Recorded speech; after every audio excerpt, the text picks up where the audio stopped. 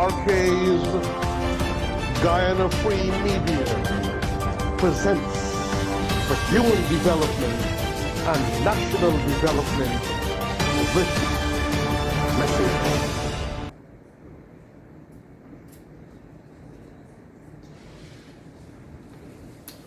My dearest and most beloved divine friends and families around the world, and especially here in Guyana, where we are having the crazy season, we like to call it, the stupid season and the ridiculous season, the season of electioneering in Guyana. This is part 11 of Elections Update 2020, the fiasco of elections, the madness. And this is brought to you with the compliments of the Guyana Free Press, the Guyana Free Media, RK's Guyana Free Press, in the interest of education and in the interest of knowledge as to what is going on here in Guyana this time of elections. I have, over the last 2 and 3 presentations, been sending you messages on various persons and commentaries that we were receiving from international observers, from local observers, activists and loyalists and patriots of Guyana. Today, I wish to read 3 messages to you on this election update while our people are in the courts trying to face a strange court action to stop the CARICOM from conducting the approved recount of the votes throughout the country. Strange enough, some people from the government, which through the former president David Arthur Granger requested CARICOM to come in cooperation with the opposition leader. And then one of Mr. David Granger's candidate went to court and they got an interim injunction stopping the count.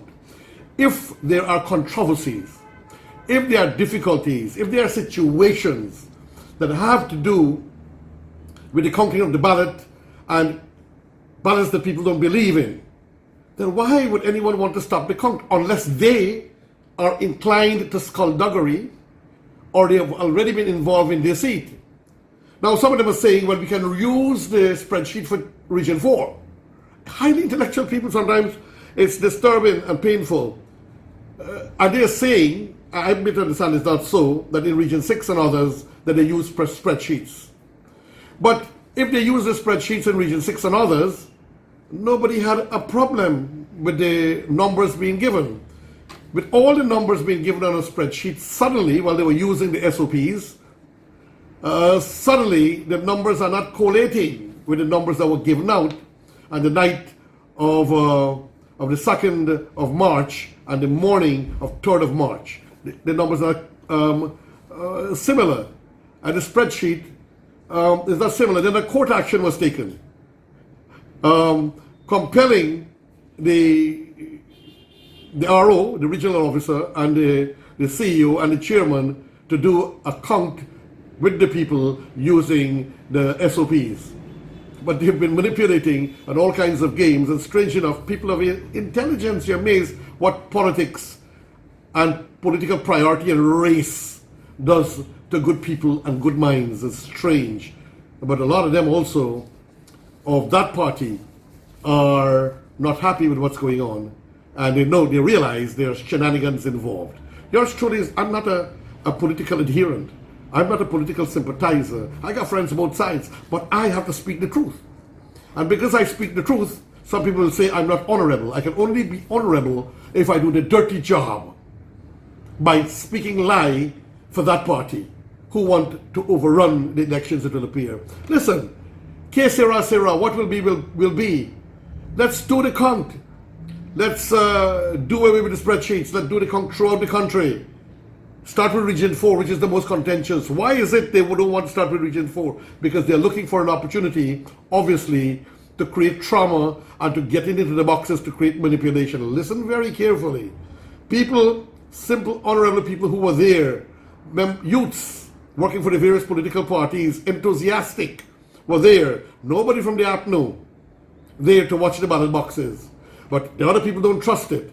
So they're there having fun, and they were being bulldozed, human bulldozer, chasing them out of the place, threatening and terrorizing them with imprisonment and even violence.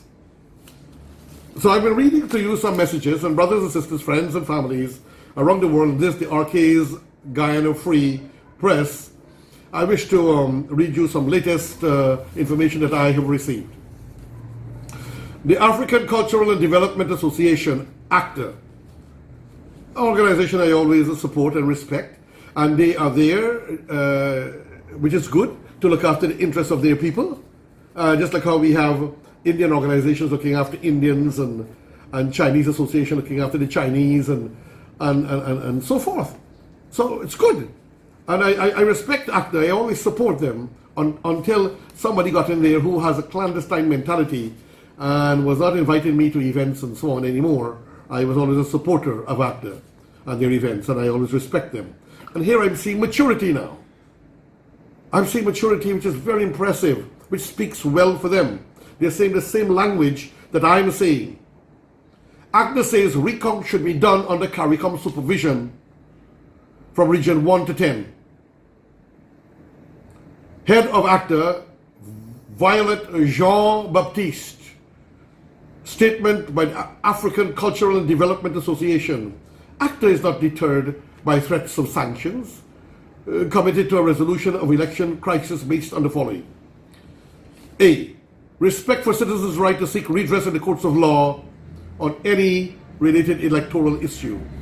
A verified recount of all electoral districts is legally permitted under the Constitution, under the supervision of CARICOM in chronological order from 1 to 10. ACTA expects the African community and our political leadership to accept the results of a recount and will call on them to do so if necessary. I repeat, friends and families, brothers and sisters of this.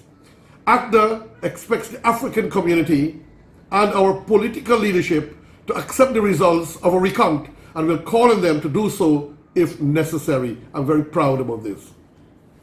In keeping with our stated historical position since 1998, we reiterate our demand that whichever party wins, that it forms a government of national unity for an agreed period with a clear mandate to complete constitutional reform for shared governance with a view to enabling the country to achieve social cohesion and ending the winner-take-all governance system.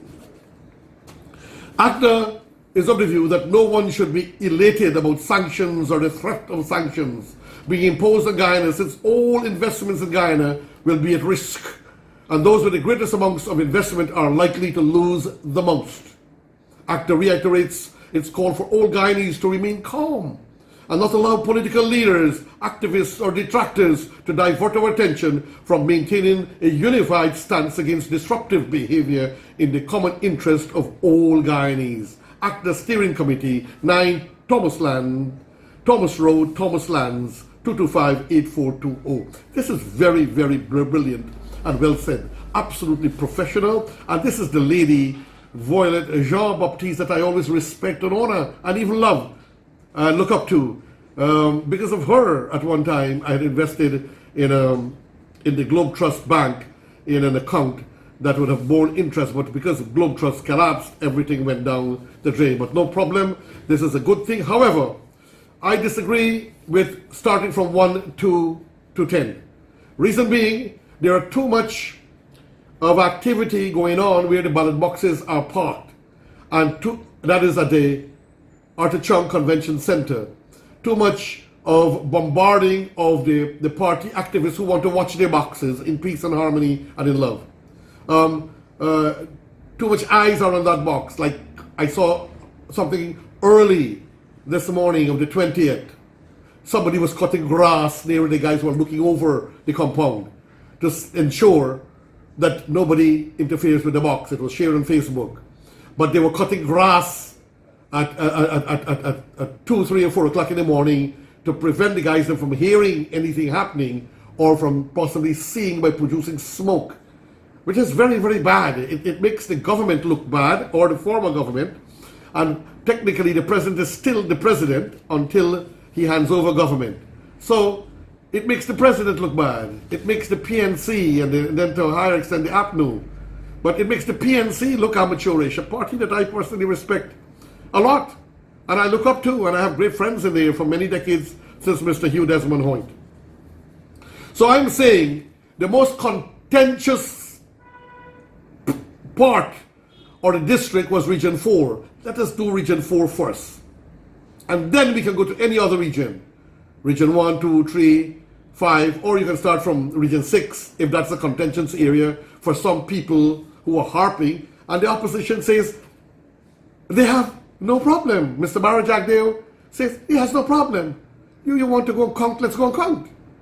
And let us see, the only people who are not agreeing with let the chips fall where they may are the APNU, only and AFC. Only people. Everyone is saying let the chips fall where they may. And this is what yours truly is saying. And some of my friends in the APNU are annoyed with me for being upright, professional, and sticking to righteousness, fairness, and so on. So congratulations, actor, for that beautiful expose and presentation. Rudy Insanali urges President Granger to abide by promise for vote recount. Rudy Insanali is a former Minister of Foreign Affairs and highly esteemed around the world, especially the United Nations. Former Minister of Foreign Affairs Rudy Insanali has written President David Granger, urging him to remain faithful to his promise for a recount of votes from the March 2nd general elections and warning of the serious repercussions were the international community to place sanctions on Guyana. In a copy of the letter released to the press, Insanali said that as a retired diplomat and technocrat minister for Foreign Affairs who has served every government and president since Guyana's independence, he believes he has earned the right to express to Granger his concerns over the present situation. Not unnaturally, one of my greatest fears is that, having worked for a lifetime to build close and cooperative relations between Guyana and the international community, the resounding furor which followed the recent election and projected us abroad as a racist and undemocratic polity will mostly likely reduce our current prestigious world standing to pariah status and public scorn. Not only our domestic policies but also our international initiatives will be seen as a mere charade. Yours truly, Rudy Insanali. Well written, few words from a man of elegance and no ordinary man, a man of power. Now, APNU coalition partner, Justice for All Party, calls for national recount. This is interesting, I find it, because they were always prejudiced for the PNC and then the APNU, and then a son became a minister, and then they had a fallout, and the son, Jaipal Sharma, decided that he had a dream, and after that dream, in which David Granger was his father, he switched loyalty from the Justice for All Party and went over to the party of David Arthur Granger, Mr. David Arthur Granger. And then he was then president, and the man is still president, so I will say President David Arthur Granger. So I'll read the message from them. The leader and General Secretary of the Justice for All Party on Thursday called for a total national recount of the votes cast in the March 2nd, 2020 general elections, even as the High Court prepares to hear arguments on an injunction that blocked such a Caribbean Community CARICOM supervised exercise. The JFMP is one of the parties under the umbrella of the People's National Congress Reform, led a Partnership for National Unity, also known as APNU. JFAP leader Chandras Narayan Sharma and General Secretary Savitri Sharma issued the call in a statement saying that we believe in the will of the people irrespective of which party wins. We believe that the recounting process should be permitted and all ballots should be immediately recounted in an expeditious and transparent manner. Any party that wins through a transparent process will have our support, the Sharma said. The leader and the General Secretary said they were uncertain of the party dynamics at this time, but the appeal to President David Granger to do the right thing and allow the recounting process to be immediately completed to honor the will of the people of Guyana. Brothers and sisters, I agree with this.